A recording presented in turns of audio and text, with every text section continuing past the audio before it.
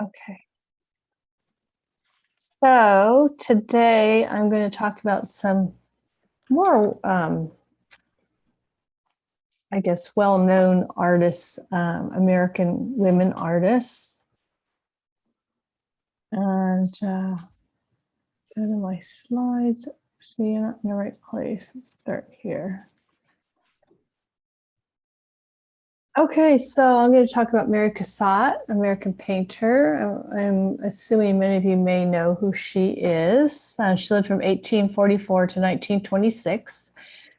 And she was a leading artist in the Impressionist movement of the latter part of the 1800s. She was, as I mentioned, born in 1844 in Pennsylvania. And she was the daughter of a well-to-do real estate and investment broker. And her upbringing reflected her family's high social standing. And in school, she was prepared to be a proper wife and mother. She took classes in embroidery, music, sketching, painting, and homemaking.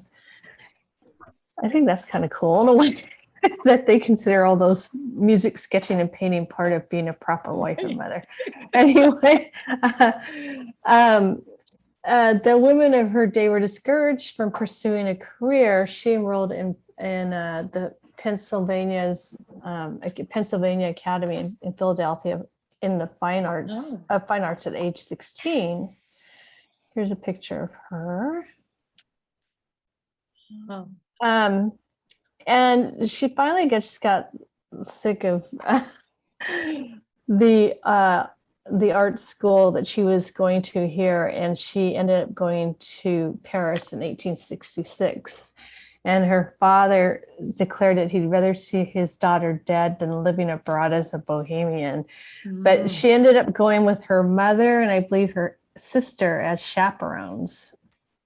And they, I bet they had a fun time being out there. But anyway, she had private art lessons in the Louvre because still they were not encouraging women to study with the male painters of the time.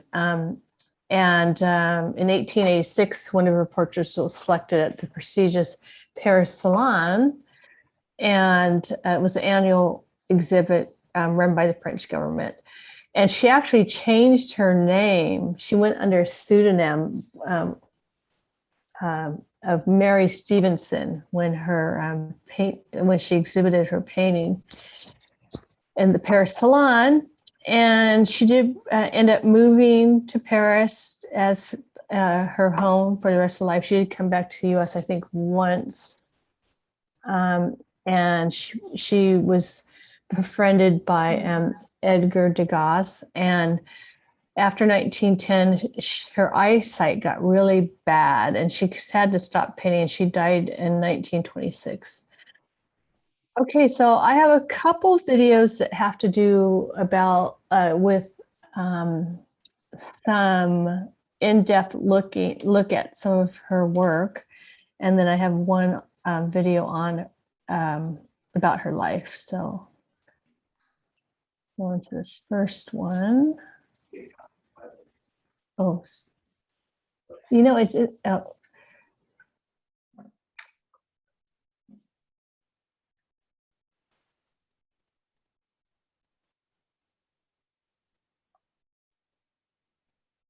all right, let's look at this. This is one of her pastels.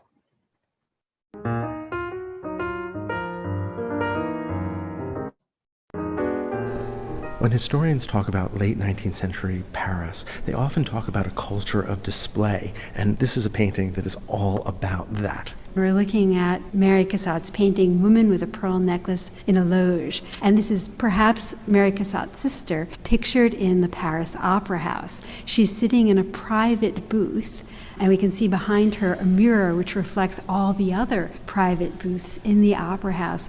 So the Paris Opera House, situated at the intersection of the Grand Boulevards, is a building which is a kind of jewel itself, but that also puts its occupants on display. In other words, the stage of the Opera House is not simply where the ballet takes place, but the stage is also the audience. The architecture of the Paris Opera House enabled seeing and being seen and afforded numerous opportunities in small little balconies and spaces where one could glimpse the fashionable elite of Paris. And we certainly feel that we're looking at one of the members of that elite in this painting by Mary Cassatt. What you said is exactly right. Look at the composition. Mary Cassatt must have been turned away from the stage, looking into the box towards her sister, and Lydia is in turn looking back out towards the audience. And so we're seeing Lydia the way that the audience would have seen her had they glanced into this box. She is this object of display within this jewel box. But Cassatt doesn't paint herself reflected in the mirror, where she must have been as she looked at Lydia and painted her. So this is a painting that really does show the opulence of imperial France. The moment that's being represented is clearly intermission. The chandelier has been lowered into the space of the audience, the lights are up, and so the audience's gaze has shifted from the stage to themselves. So Cassatt's family, although it was very wealthy, actually her father refused to support her desire to be an artist. And although he paid for her basic living expenses, refused to support her art supplies and her studio where she painted. This despite real support from the leading artists of the day. She was a close friend of Degas, who had enormous respect for her ability, and she was an extraordinary painter, in every way a peer of the great Impressionist painters in Paris. This painting displays a virtuoso technique. Mary Cassatt gained her knowledge of painting from a variety of sources, but it was difficult because she was a woman. Her first formal classes were at the Pennsylvania Academy of Art, but women were not allowed to study from the nude, even within the context of art school. And like many artists of her generation, they moved to Paris, where there was a little bit more freedom for women who were aspiring artists. And although she couldn't enter the École des Beaux-Arts because she was a woman, she did enter the private studio of several accomplished artists and studied with them. But the world was still a restrictive one for her, even in Paris, and she was not, for instance, able to spend time with her friends like Degas at the cafes. And so we see that actually reflected in her subject matter, which tends to be domestic or perhaps a night out at the opera. It's difficult, I think, to remember those restrictions for women when we look at this painting, because there's an extraordinary sense of freedom about the woman who's depicted here. She's leaning back on her right elbow. There's a strong diagonal that has a sense of informality and movement, real self-confidence. The woman with a pearl necklace, perhaps Lydia, seems so much her own agent in the world, and it really does remind us of the tensions that existed at the end of the 19th century as women were really entering into the public space. You know, the tension between public and private is played out not only in terms of the subject matter, not only the fact that they're in a kind of semi-private space within this booth in the public space of the Opera House, but also in the contrast between light and shadow that plays across Lydia's body. Look at the way that the light picks up only the side of her face. The front of her face is in shadow. Not only is it rather brave on Cassatt's part, but it also speaks to the representation of bourgeois culture, this notion of privacy and its importance, even as one views the stage with others. Cassatt has so much in common with her Impressionist colleagues and is really picking up on some of the most advanced problems that they were confronting in their art.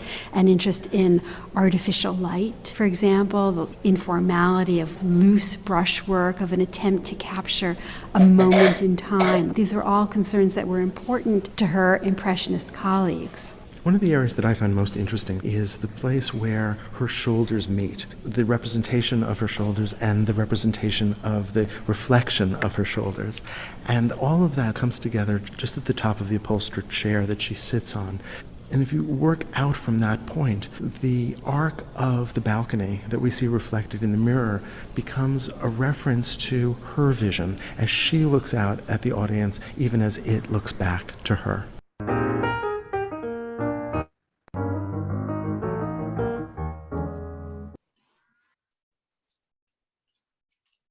Okay, so you got to have a bit of a really in-depth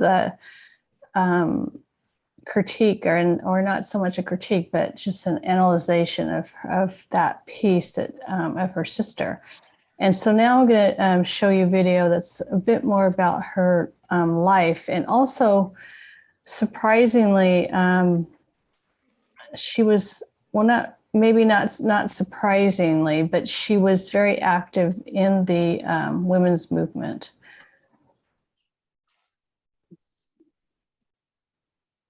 There we go.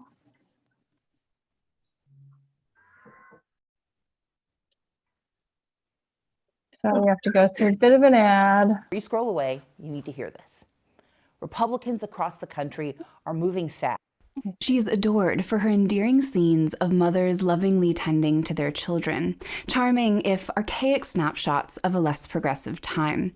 A little context goes a long way when it comes to appreciating Mary Cassatt's practice for how radical it really was, because if you're unfamiliar with her story, it's enlightening to discover that the woman behind all those gentle images was an outspoken suffragist who unflinchingly sauntered into traditionally male environments and redefined what it means to be feminine in the process. This is Several Circles. Okay, we're going to go past, sorry, the kitty cat stuff. I want to get right into Edgar Degas, Here we go.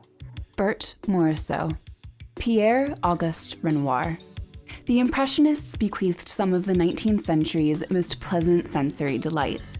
Luminous and pulsing with short, charged brushstrokes, we can almost feel the breeze whisking the heavy fabric of Madame Monet's dress against her legs, and hear the resonant hum of music and chatter envelop Le Moulin de la Galette. Hazy and dreamlike, these paintings are animated by their vibrance, and that was the Impressionists' objective, not to painstakingly depict what they saw at face value, but to capture the momentary atmosphere of their subject, leaving us with an impression. Much like the style in which she painted, there's far more to Mary Cassatt's work than what meets the eye. She invites us to observe intimate, personal, and familial moments in quiet, often interior spaces. But don't let these sentimental images fool you. Cassatt was hardly domestic. Cassatt was born in 1844 in Allegheny City, a former municipality that's now the north side of Pittsburgh, Pennsylvania. She grew up in a large, affluent family, her father a stockbroker, her mother from a line of bankers, so Cassatt was raised like any respectable young lady would have been at the time, to become a consummate wife and mother. But neither role was in the cards for Cassatt, whose life would be solely devoted to art. She matriculated at the Pennsylvania Academy of Fine Arts in Philadelphia when she was 15. Although she wasn't the only girl in attendance, she was likely amongst the few who were hell-bent on going pro. The Academy proved ill-equipped to facilitate that reality for her. Drawing and painting live models was considered inappropriate for female students, I don't know if she's and her going to teachers failed to Trader Joe or take her what, seriousness but, she seriously. sent me text Having message. already spent several of her formative years in France and Germany with her family, Cassatt decided to drop out and curate her own curriculum in Paris. Her father supposedly proclaimed that he'd rather see his daughter dead than live abroad like some bohemian, but a willful Cassatt wore her parents down, and accompanied by her mother, departed for the French capital circa 1866. The esteemed École des Beaux-Arts wouldn't open its doors to women for another 30 years, so Cassatt studied independently with illustrious French painters like Jean-Léon Gérôme and Thomas Couture.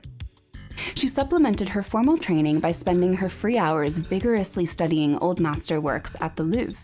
Cassatt exhibited her first painting in the 1868 Paris Salon, a prestigious annual showcase organized by the Académie des Beaux-Arts. Her inclusion in the exhibition was noteworthy. She and fellow expatriate artist Elizabeth Jane Gardner became the first American women to have their work accepted. Cassatt's studies were promptly curtailed by the onset of the Franco-Prussian War in 1870. She reluctantly sought refuge back home in Pennsylvania, though she spent the following year culture-starved and pining for her beloved Paris.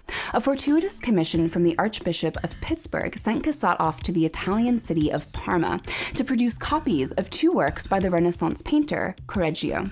The money from this commission thankfully allowed her to remain in Europe, but she didn't immediately return to Paris. She lingered in Parma with Correggio and his Mannerist contemporary Parmigianino, and subsequently traveled to Belgium and Spain, basking in the glory of Peter Paul Rubens's fleshy Flemish masterpieces and Diego Velázquez's magnificent Baroque portraits. She seems to have been particularly inspired by her stay in Velázquez's native Seville, where she created a number of paintings depicting various Spanish subjects.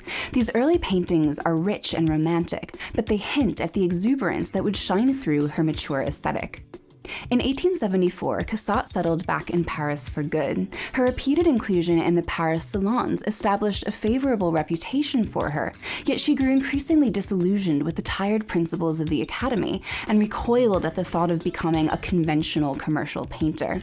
She was far better suited to creative experimentation away from a stuffy old panel of judges. Legend has it that Edgar Degas, the French artist who immortalized the Parisian ballet, was stopped dead in his tracks by one of Cassatt's Cassat's paintings at the Paris Salon in 1874. Voila, he exclaimed, here is someone who feels as I do. It wasn't long afterward that Cassatt was stopped in her tracks by some of Degas' pastels exhibited in a gallery window. I saw art then as I wanted to see it, she would recall. Finally, in 1877, Degas asked Cassatt to exhibit with the Impressionists. She would be the only American artist to do so, and it was an invitation that would change both their lives. These days, Impressionism is like the brand ambassador of the art history timeline. It's friendly and agreeable, even I just wanted to emphasize she's the first American to exhibit with the Impressionists in Paris. And they'll talk about it, but I guess they only had 8 exhibits. And then they stopped exhibiting as a group. But I think that's pretty noteworthy of her level at the time. Even to the art apathetic. But believe it or not, Impressionism was a bitter pill for some 19th century audiences. It was revolutionary, it was revelatory, it was conceptual. It was the genesis of modern art. Despite their inconceivable influence on the generations to come, the Impressionists only exhibited 8 times, from their first show in 1874 to their last in 1886. They initially called themselves the Anonymous Society of Painters, Sculptors, Printmakers, etc., but adopted the name Impressionists after the term was used pejoratively in a sarky critique of their inaugural exhibition. Poor Claude Monet was especially BTFO'd for his Impression Sunrise, which by today's standards appears entirely innocuous. But the Impressionists were a band of radicals, and Cassatt was radical too. Her association with the group was short-lived, but it saved her from a milquetoast career painting prescriptive portraits of the upper class. Like her peers, Berthe Morisot and Marie Bracquemond, Cassatt couldn't really schmooze with her compatriots in the public sphere. Bars, clubs, and cafes were reserved for men, so she met with them in private and absorbed Paris's cultural splendors with her older sister, Lydia. Lydia came to live with Cassatt in 1877, and the sisters served as each other's chaperones to the opera, the theater, and the Louvre, and Lydia regularly sat for Cassatt's ever-evolving portrait practice. The artist was resolute not to marry so that nothing could interfere with her work, and Lydia, also unmarried, was her ideal partner, not to mention her ticket to exploring Paris as a single woman with at least some semblance of freedom. Of course, Cassatt was bereft then by Lydia's untimely death from kidney disease at age 45 in 1882. Fortunately, Cassatt still had a meaningful friendship with Degas, despite his notoriously misogynistic worldview. "No woman has a right to draw like that," was Degas' attempted a compliment upon seeing Cassatt's young women picking fruit. She seems to have been tolerant of his old-fashioned brain, even poked fun at it when she got the chance. Together, they indulged their shared proclivities for Japanese art and dove further into their preference for figuration, as opposed to the outdoor or plein-air landscapes preferred by many of their peers. Degas taught Cassatt how to maximize the tricky pastel medium and encouraged her to experiment with printmaking, a lesser-known aspect of her practice, though she would make over 200 prints in her lifetime. Cassatt participated in 4 of the 8 Impressionist exhibitions. After the group disbanded in 1886, Cassatt pivoted toward the subject matter that most of us identify her with first and foremost: sweet, candid scenes of mothers and nannies caring for young children. Lydia's death had left Cassatt without a suitable chaperone, so she was more often confined to the home, the only place where women could be left to their own devices. Limited mobility must have been intensely frustrating for the natural-born dissenter, but she took it as an opportunity to transform the way these women were perceived. She made it so that they were seen. Cassatt was honored accordingly during her lifetime in France, where she was awarded a Legion of Honor for her outstanding contribution to art. But stateside, renown proved a little harder to come by. When Cassatt unveiled her large-scale mural at the Women's Building, a mammoth construction built entirely by women for the 1893 Chicago World's Fair, the allegorical tribute to the modern woman both awed and offended American audiences. Her portrayal of women in the collective pursuit of fame, knowledge, and the arts was eagerly visited by thousands of female spectators, including the suffragist supreme, Susan B. Anthony. It was also widely denounced, with Degas among the naysayers, though Cassatt admitted that his vehement opposition to the project only lifted her spirits and filled her with encouragement. "If I have not been absolutely feminine, then I have failed," she wrote of the commission. The building was demolished at the end of the fair. Her paintings have since been lost. One theory is that they were tragically destroyed in a storage facility fire. Cassatt always advocated for women's education and the woman's right to be actively involved in society, but she became increasingly passionate about women's suffrage, the right to vote, in her later years. She was losing her eyesight to diabetes, a fate worse than death for any artist, and one that Degas succumbed to himself, but her inability to paint allowed her to refocus her efforts. Together with her friend, the American feminist and avid art collector Louisine Havemeyer, Cassatt organized a 1915 exhibition to raise money for the women's suffrage movement. The show was to exhibit her work alongside Degas because they were saleable to rich Americans with a taste for the Parisian avant-garde, and because she knew that Degas would be humorously discomforted by the cause.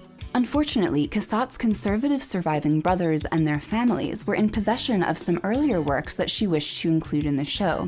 Not only did they refuse to lend them out, but they outwardly boycotted the exhibition and galvanized their associates to do the same. A furious Cassatt forged ahead by simply presenting her more recent paintings, and these kindly images were well received by the exhibition's attendees. The family betrayal, however, was irreparable, and Cassatt saw to it that none of them inherited her work when she died in 1926. But there was a silver lining. Cassatt had a natural sensibility for business and sold many of the paintings formerly designated for her estranged family members to collectors instead. Over the course of her career, she acted as an art advisor and organized the private sale of numerous French Impressionist works to wealthy Americans, including Louisine Havemeyer and her powerful sugar baron husband, Henry, and her very own brother, Alexander, who was the very influential president of the Pennsylvania Railroad. These sales were made with stipulations that the paintings must eventually go to American museums. So the next time you're admiring the Impressionist galleries at the Met, for example, think of Mary Cassatt. Her virtuosic paintings rightfully hang alongside those of the great French Impressionists, whom she personally ensured we would never forget. Thanks for watching Several Circles. Don't forget to subscribe for more videos about the lives and work of because Okay.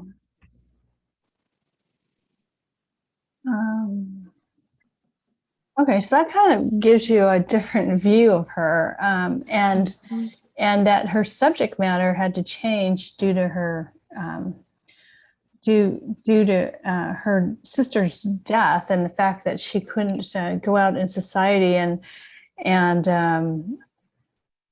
focused on women and mothers and domestic life. And I didn't realize that was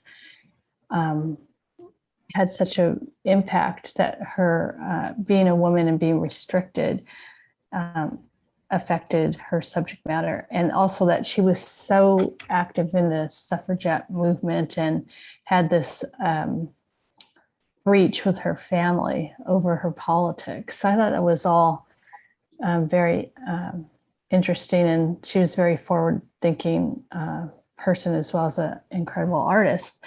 So let's see. I'm going to talk about George O'Keeffe next. Oh, good. Okay.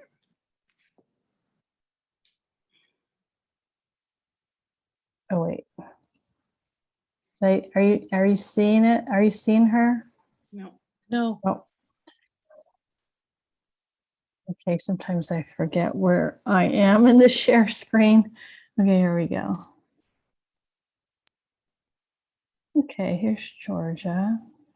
Young photograph of her, probably taken by Alfred Stieglitz, who was her husband.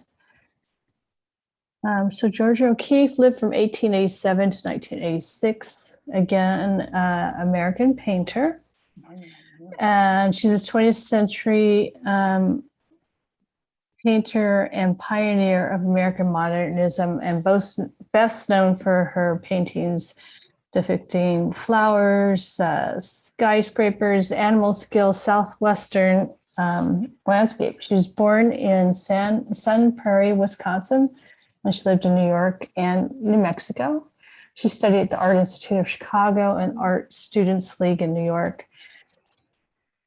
She met and married Alfred Stieglitz, who was instrumental in her exposure of her work and the ability for her to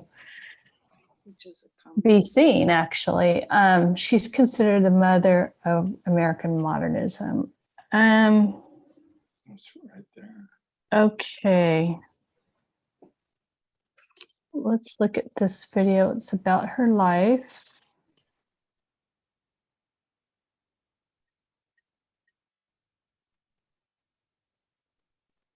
Okay, wait a minute. Screen.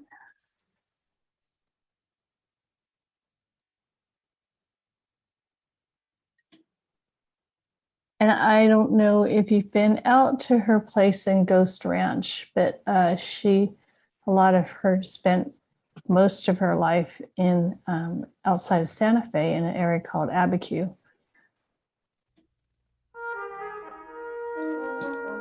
She has a museum there in Santa Fe.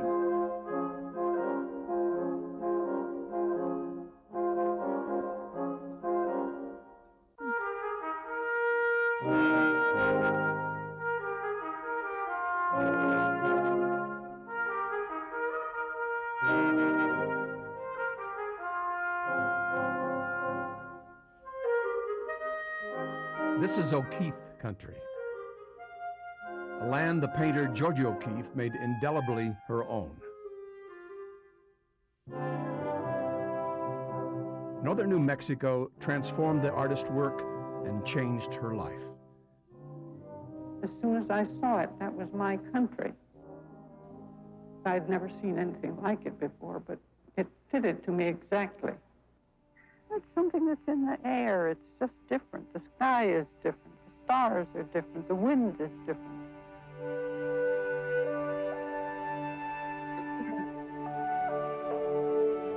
I came at 29, and I think I stayed about 2 months and a half. And I had a very good year working. And then maybe I stayed a little longer every year. That first summer in New Mexico resulted in a torrent of new paintings that continued unabated for decades. In 1934, O'Keeffe discovered the spectacular beauty of an area known as Ghost Ranch, north of Santa Fe. For more than 40 years, she spent every summer and fall in this adobe house she owned, working outdoors and in this studio. She wrote to a friend, "It's the most wonderful place you can imagine. It's so beautiful. It's ridiculous. And I have this mountain, the Pedernal. God told me that if I painted it often enough, he would give it to me."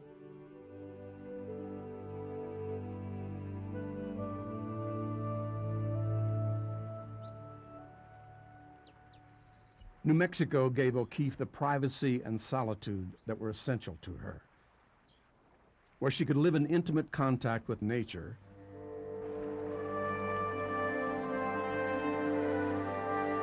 for nature was the true source of her art.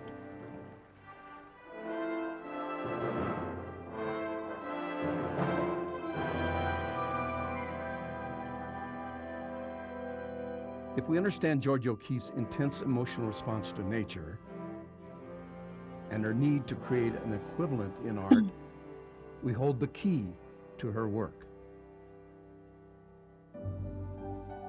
In O'Keeffe's native Wisconsin, where she first made art, nature was her subject.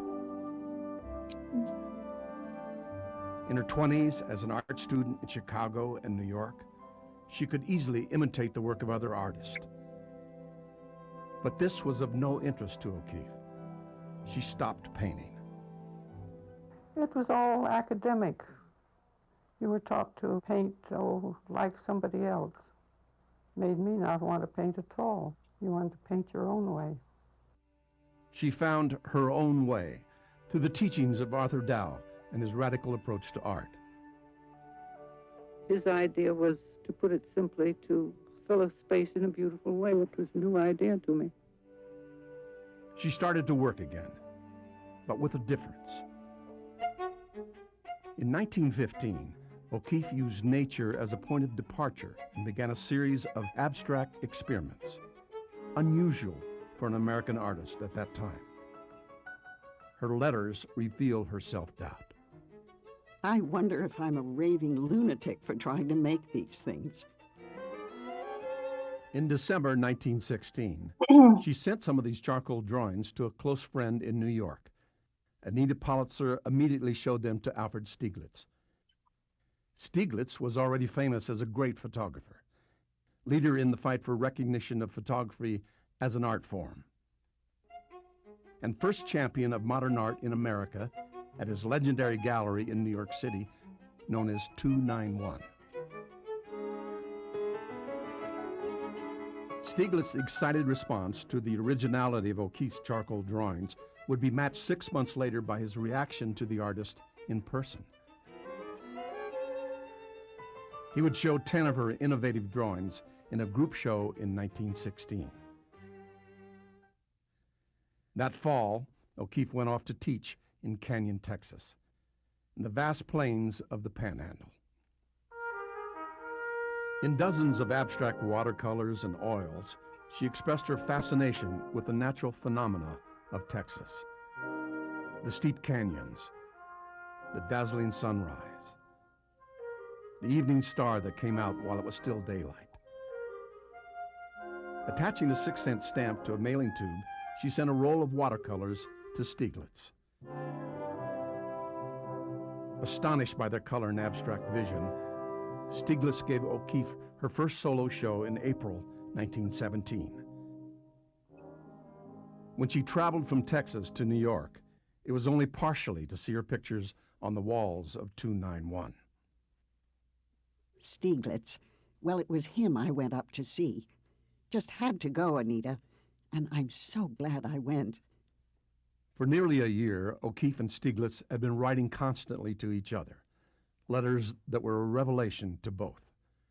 They discovered that they saw the world through similar eyes, and they fell in love. In June 1918, O'Keeffe left Texas for New York. Stieglitz had promised her a year in which she would be free to paint.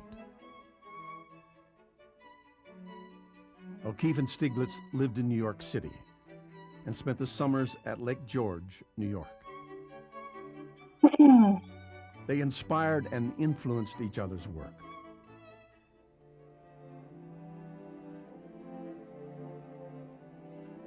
Stieglitz photographed his love in a landmark series of more than 300 photographs.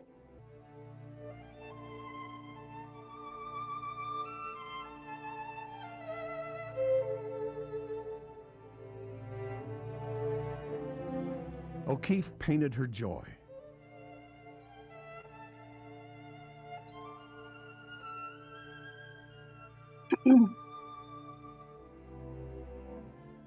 Between 1918 and 1923, she created some of the most original and significant abstractions of American modernism.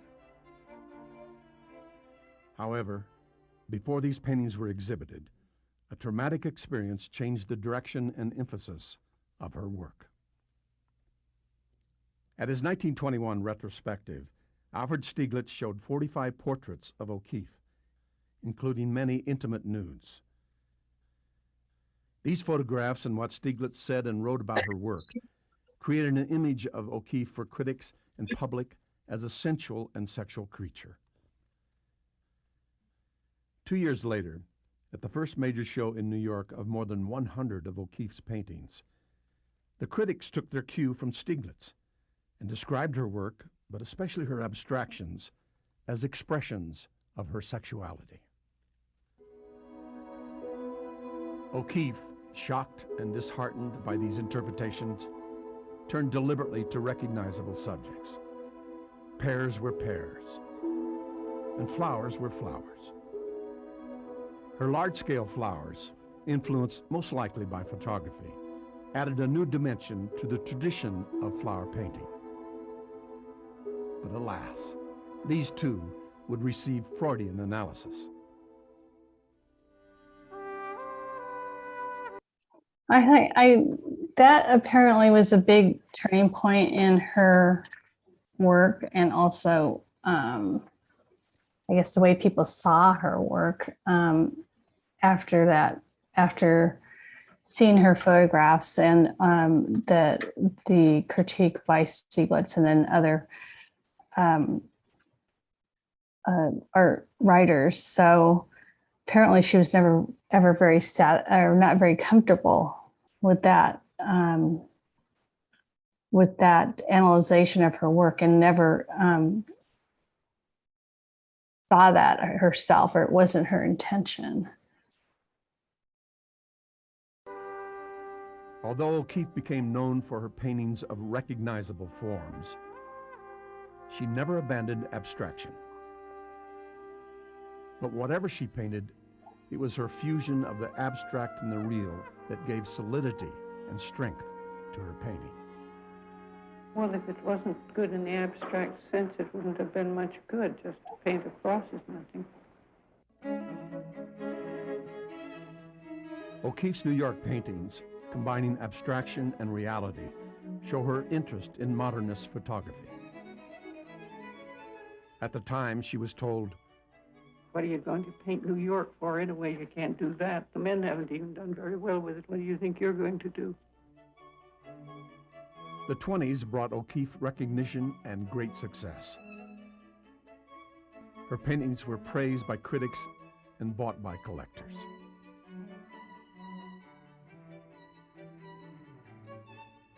In 1924, O'Keeffe and Stieglitz were married. Their marriage lasted until his death in 1946. Yet by the end of the 20s, the painter who loved open spaces and color was feeling stifled. She wrote to a friend, "Here at Lake George, everything is very green. I look around and wonder what one might paint." In 1929, she spent the summer in New Mexico. Georgia O'Keeffe hadn't known she was searching for a spiritual home, but she knew it when she found it. You know, I never feel at home in the East like I do out here. I feel like myself, and I like it. She settled permanently in New Mexico in 1949, living at Ghost Ranch, or in the small village of Abiquiu. Well, Mr. Stieglitz had died, and I had settled his estate, and I could live where I wanted to. There was nothing holding me in the big city, so I came out here. I always knew I'd live out here if I had a chance. With the collaboration of photographers and journalists, O'Keeffe redefined herself on her own terms, and in a mode vastly different from the Stieglitz image. She became an iconic mythic figure, the loner in the desert. Concealed behind these facades was another personality, known mainly to close friends. Lively, witty, and very human. O'Keeffe has said, "It takes courage to be a painter. I always felt I walked on the edge of a knife." On this knife, I might fall off on either side, but I'd walk it again. So what? What if you do fall off? I'd rather be doing something I really wanted to do.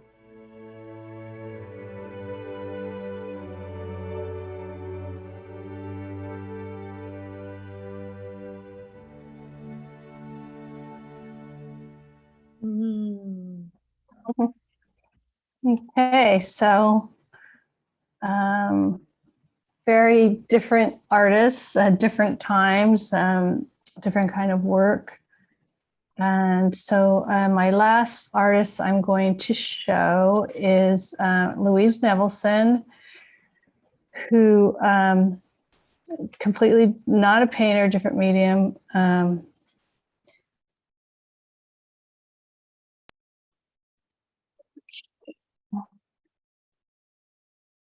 This is Louise Nevelson's work. Here she is. So she was born in 1899 in Russia. She died in 1988 in New York, and she emerged in art world amidst the dominance of the abstract expressionist movement. And in her most iconic works, she utilizes wooden objects that she gathered from urban debris piles to create these really large installations.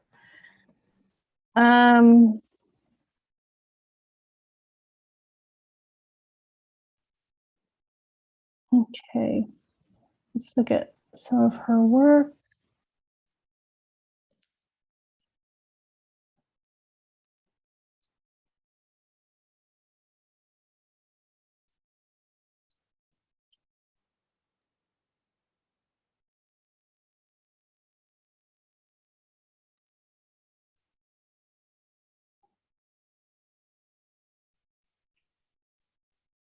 I never wanted to make anything, but I wanted to really give form to my life.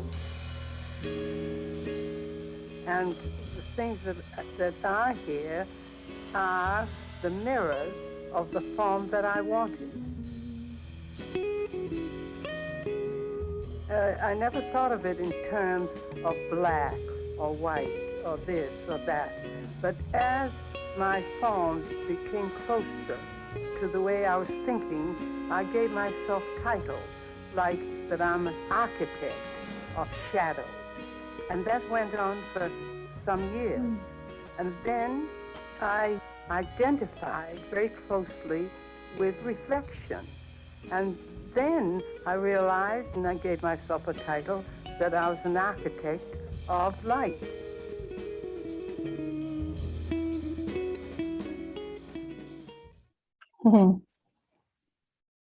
Okay.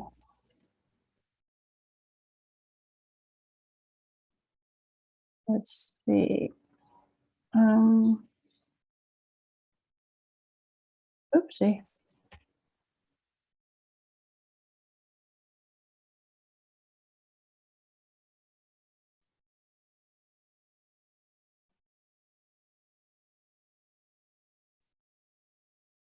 Okay.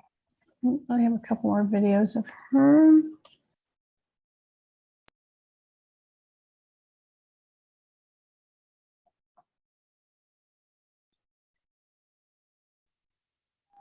I was searching, and I began to see forms and possibilities in the ready-made object.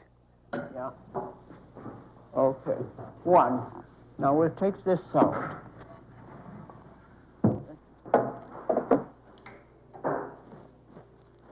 Most of the pieces of wood came from the street. They left marvelous things, and of course, I take them home. Let's see this. The only thing is we've got to take this off, Carla. Oh, I think I saw the object first, really. No, I'm not in love with wood as such, you know. Let other artists be in love with that. No.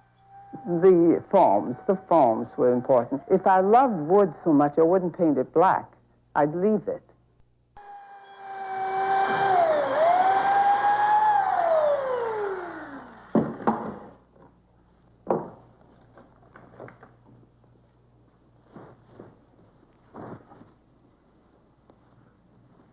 You know where I got this?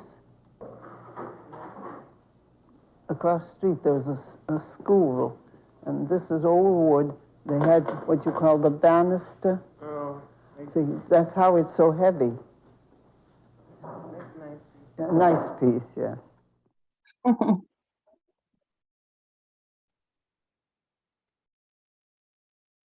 Okay, she's quite the character, isn't she?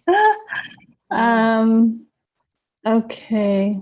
Yeah, I didn't know that she didn't do the work herself, that she directed other people to do all the carpentry. Yeah, in her older age, I'm not sure if she did that so much in her younger age, but maybe in her older age. Let me see.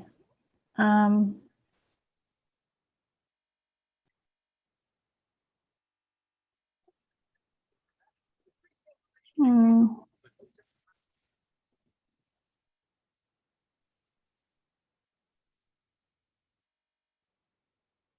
Okay. Share screen again.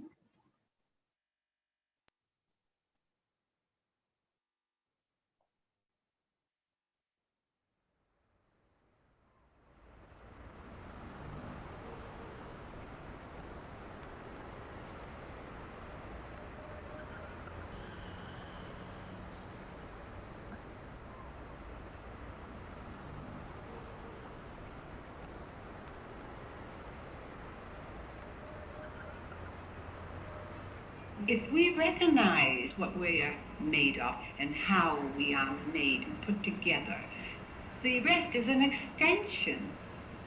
And I can still go back to say that it's your consciousness and your awareness of all this. So all that I have said is all along the line that I don't want to make anything.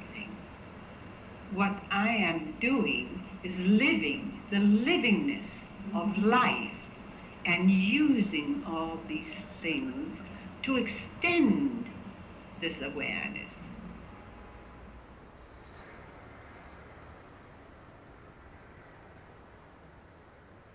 She really overturned any stereotypes about the nature of the work of women artists.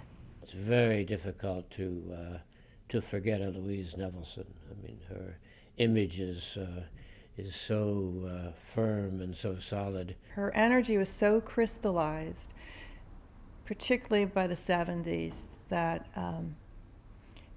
I guess it would scare most people. She was a hard-drinking, hard-living woman who didn't want to be dragged down by all these supposed, perceived, old-fashioned stereotypes of the weak, submissive, obedient, disciplined woman.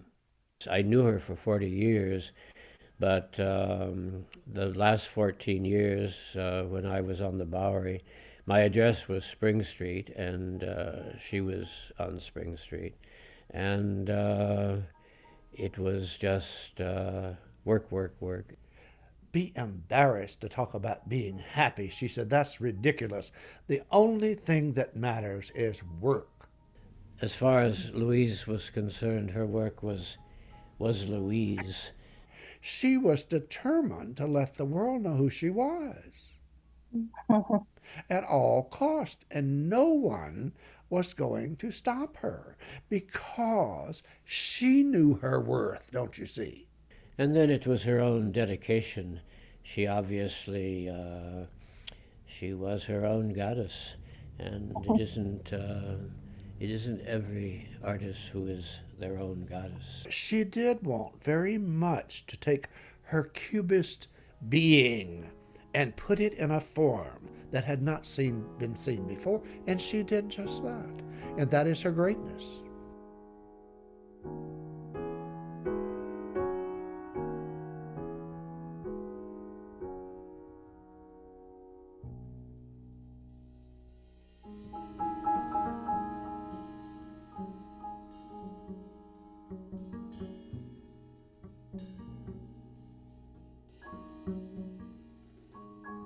My whole life has been centered. You can use the word self-center if you wish. I think it's a great word.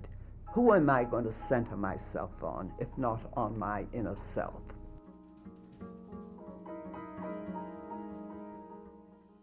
If you're interested in art and the uniqueness of the important artist, all you need to do, it's not complicated. Look at the work.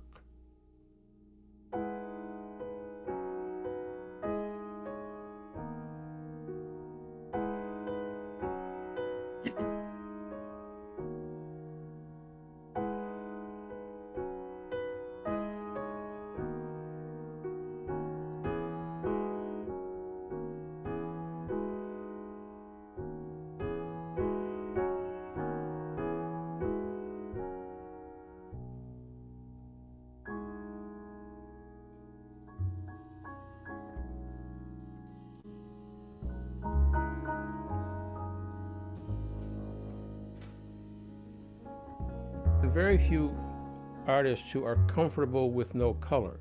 Black is the absence of color. And very few artists are comfortable working. They need the blue, greens, yellows, and reds to be able to carry forth whatever their vision or their impression is of what they're looking at. Louise was looking inside her, and she wasn't seeing color. She was seeing ideas and concepts, philosophical ideas, emotional reactions to something in her life or to something that had happened on the street. So that the color was not necessary for her to bring forth an emotion. The emotion was more in the structure that she was creating. You know, it might be discarded toilet seats and wooden boxes from the street, but she managed to transform all of that into something very moving and very beautiful. She made sense and order and solidity out of chaos. Those strewn objects along the street became these beautiful moving objects once they went through the transformative hands and eyes and heart of Louise Nevelson.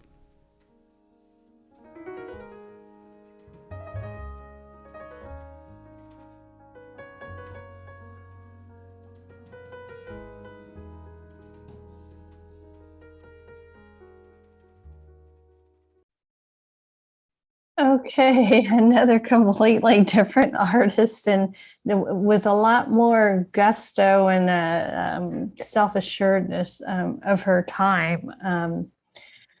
So I just wanted to get any feedback. And also that Louise Nevelson also was working with assemblage and found objects as the Saar Betty and Ellison's, more Betty, I guess, in a completely different manner.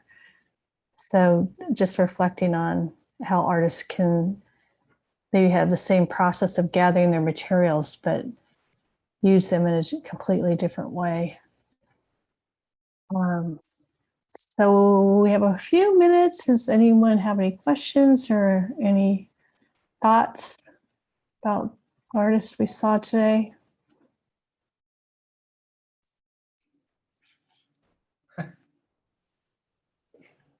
I was just looking back at notes on Betty, and Betty used to sketch her thoughts and let objects tell a story. Mm-hmm. And I don't know what story, if there was a story with Louise Nevelson, other than it's things she found on the street. I don't. Yeah, I think it's more up to interpretation of the viewer more. Maybe she worked more in abstract. I mean, there was one piece that she did called, I believe it was 600,000. And it was to commemorate the Holocaust. Mm. And so that seemed, very, I mean, you could see that how that piece. I didn't show that piece today, but that would reflect a memorial for those people that had passed away. But I'm not sure what all her different pieces necessarily meant. And then she was at first talking about how she worked with shadow, and then later she came to realization she's actually working with light. So I thought that was, I mean, it kind of, when you work with one, somehow the other one always comes up, or reflection. Mm-hmm. So Maria, I'm going to look up to see how much of the work she actually ended up doing herself and how much she worked with assistants. It's very, very interesting to see those massive pieces, that Mm-hmm. I've encountered them in a museum, and I wondered, how the heck did she do them? Mm-hmm. But, it never occurred to me that she might have had a whole crew of people who are all doing the carpentry while she was just, visualizing this piece in her mind and then telling them what to do. And and I can't imagine that there was a lot of miscommunication about how she wanted something to be cut or attached So it just seems like a very odd way to work. Well, there's quite a few artists that have assistants. Shahuli, the glass artist, and I'm trying to. He came to my mind. I'm not. Oh, the African Coming guy to with all the aluminum or the metal, or remember the Oh, Right. yeah, that's true. Yeah. Yeah. Well, he probably trained those people. So maybe she had a staff that they stayed with her for years and years, and they knew that they had a way of communicating in shorthand. They Mhm. knew what she wanted to have done. It just seems like it would take a while for that sort of a system to come together and be very, productive. Yeah, that's a good point. I don't know specifically about her work, how that happened. Let's see. Anybody else? Okay. So next week we were talking about Andy Goldsworthy. So yeah, he's completely different person, different kind of medium. But actually, Nevelson was in Palo Alto. I don't know if you saw her work there, Maria. She was with the Pace Gallery there. I saw some of her work at the Cantor, or no, Anderson, Anderson collection. Okay. And I have no idea whether it was an early piece or a late piece, but I just remember thinking, oh, it's all black, and I really just wanted to walk right past it. Yeah. I like color personally, so I wouldn't have spent much time looking at her piece because it was all black. Yeah. It's a difficult. It can be a difficult color to be with sometimes. All right, everybody, it's 4:00. So I'm going to end, and thank you for being here. Next week we'll talk about Andy Goldsworthy. Right. See you later. Bye-bye. Bye. Thank you.